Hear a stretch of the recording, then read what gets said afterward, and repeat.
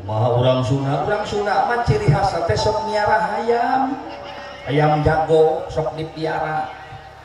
Lamun dek ngadegkeun imah mencit hayam, nyalametkeun imah mencit hayam, nyunatan budak nya mencit hayam, ngawinkeun mencit hayam. Aduh eta teh aya hartosna, aya filosofina, aya hartina. Naon hartosna kolot baheula sok miara hayam dina kurung, sok miara hayam jago dina kurung teh eta teh alarm.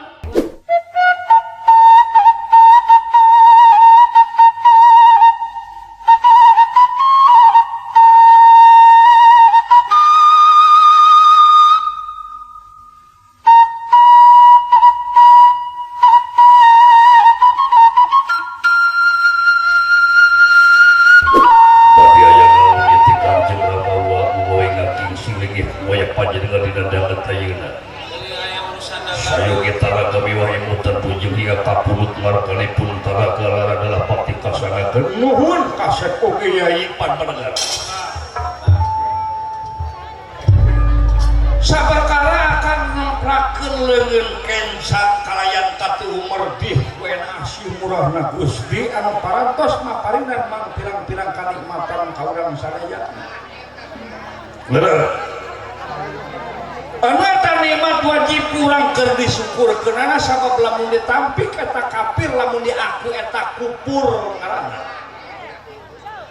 Kejerut keterangan netelakeun ecer jentre atra pertera cing sajalma anu nyukurkeun kana nikmat ti kami itu dauhanana eta nikmat bakal tambah deui, tapi sabalikna cing sajalma anu ngupurkeun kana nikmat ti kami ajab anu bakal teuing.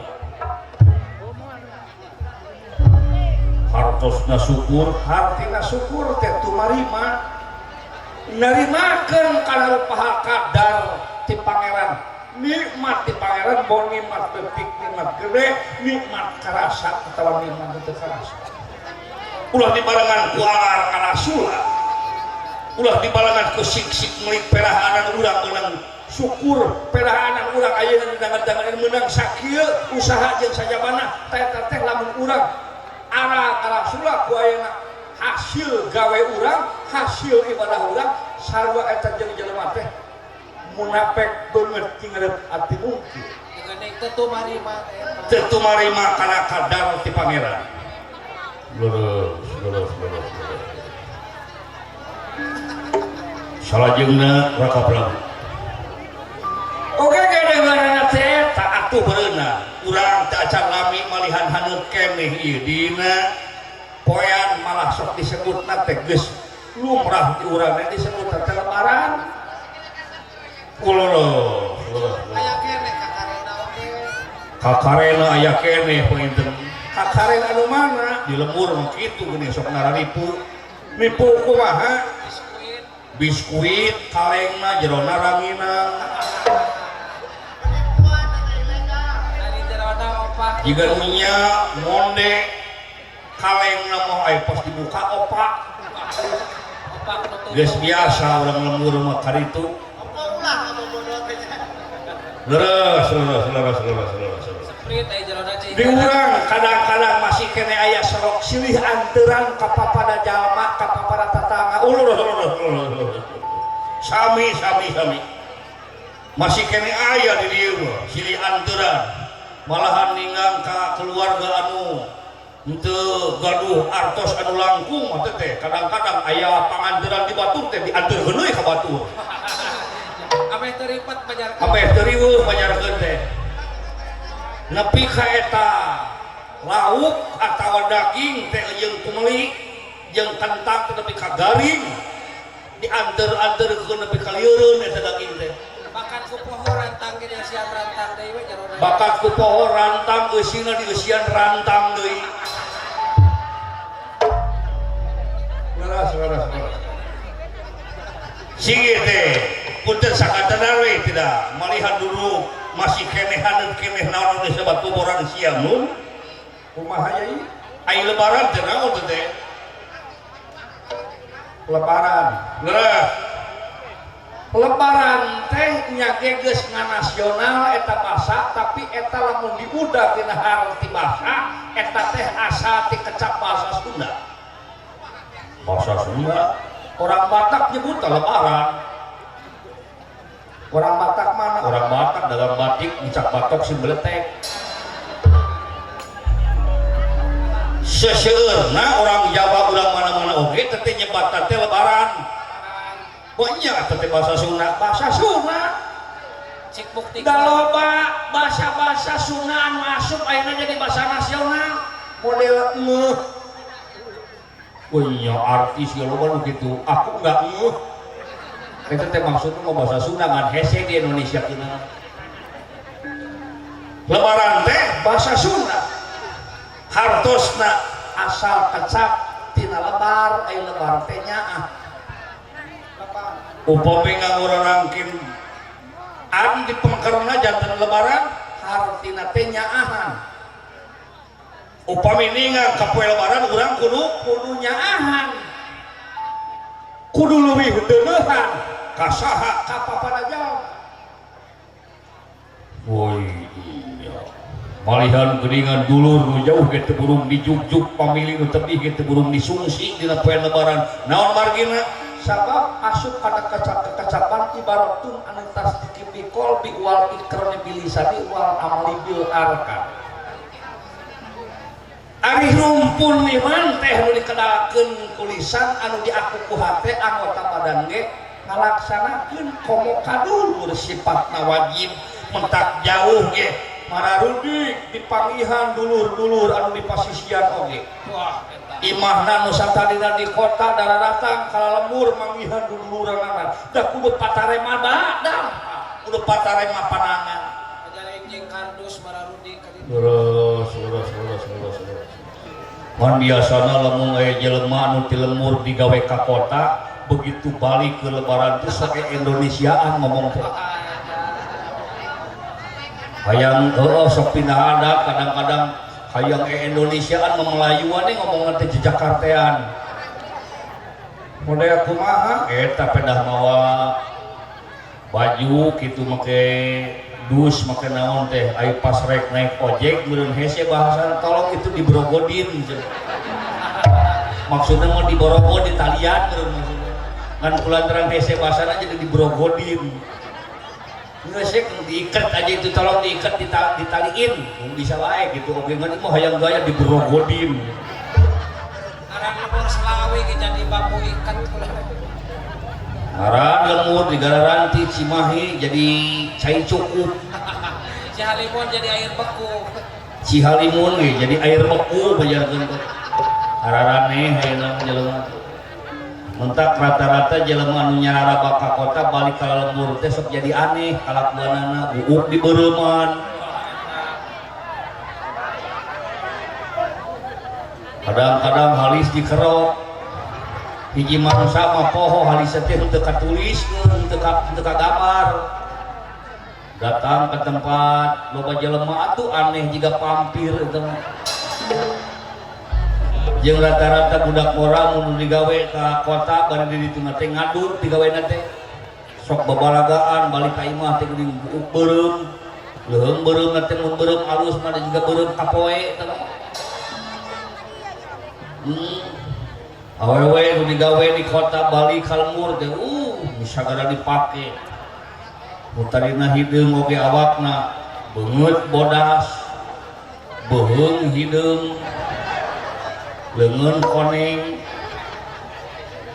aneh-aneh janten hartos lebaran teh artina nyaahan atawa deudeuhan takar urang Sunda aya kecap jauh ka bedug anggang kadula leuwih jero urang Sunda malah lamun diakurkeun jeung agama eta akurna ka bina-bina nu mana teh jauh ka bedug anggang kadula ai hartosna jauh ka bedug memang imahna teh seolah-olah jauh ti Tajuk jauh ti Masjid tapi ai bedug teh hiji pratanda hiji tangara datang na hiji waktu lamun asar sok ditapol bedug lamun lohor pun kitu deui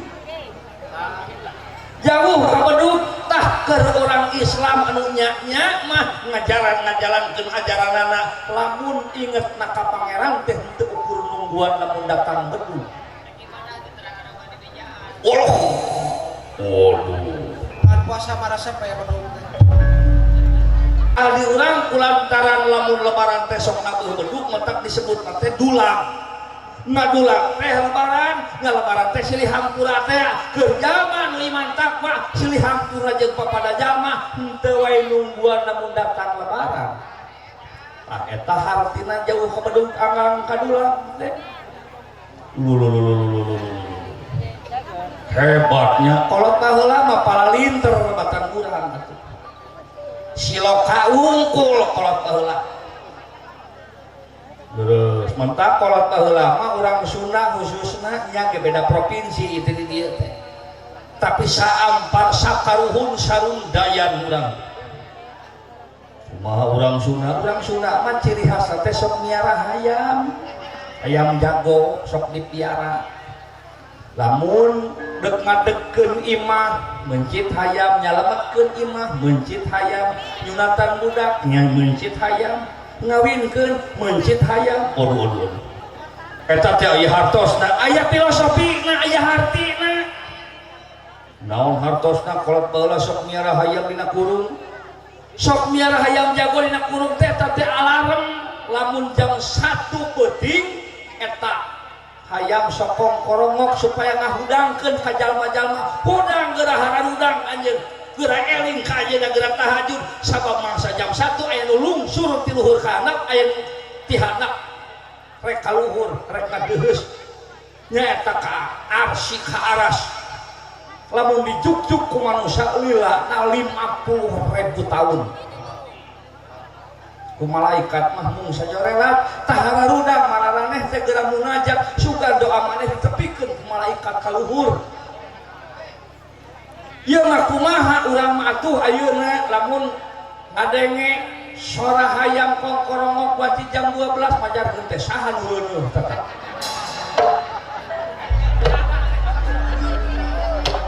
Bener hari itu mah udah disebut hayam teh nyeri hateun mainna teh. Nyeri hate kumaha? Nya eta lamun manehna kongkorongok jam 11:30 teh saha nu reuneuh. Hayam teh ceurik. Ceurik kumaha? Ya ceurik dipitnah aing teu ngareuneuhan jol aing disangka.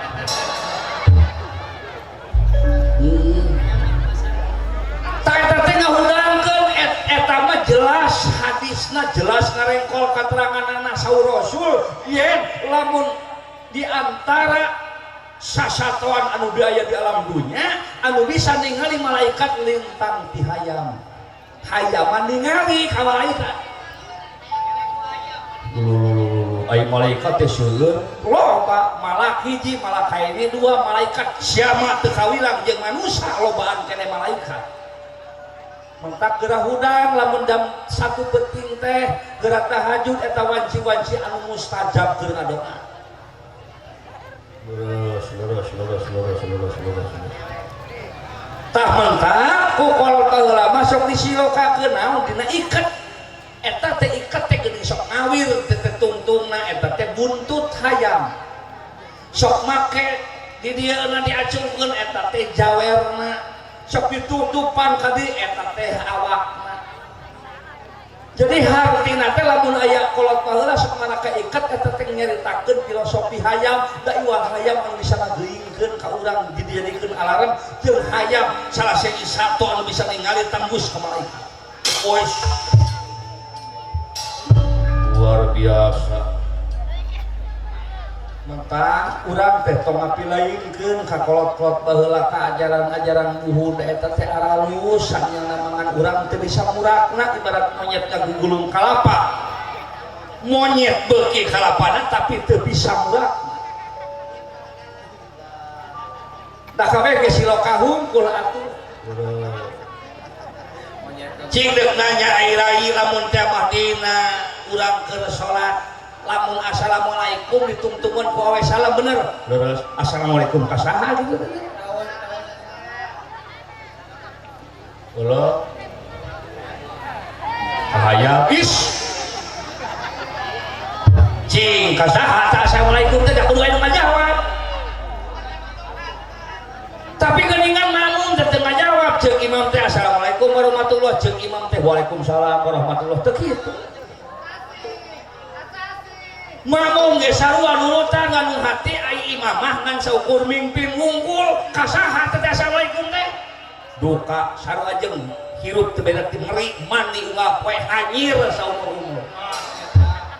Padahal walungan kikireun. Allah geuningan iya. So, kasaha teh? Pasti aya nu ngajawab. Agama mah nu bajir kabeh oge ajaran mah aya nu ngajawab. Saha nu ngajawabna?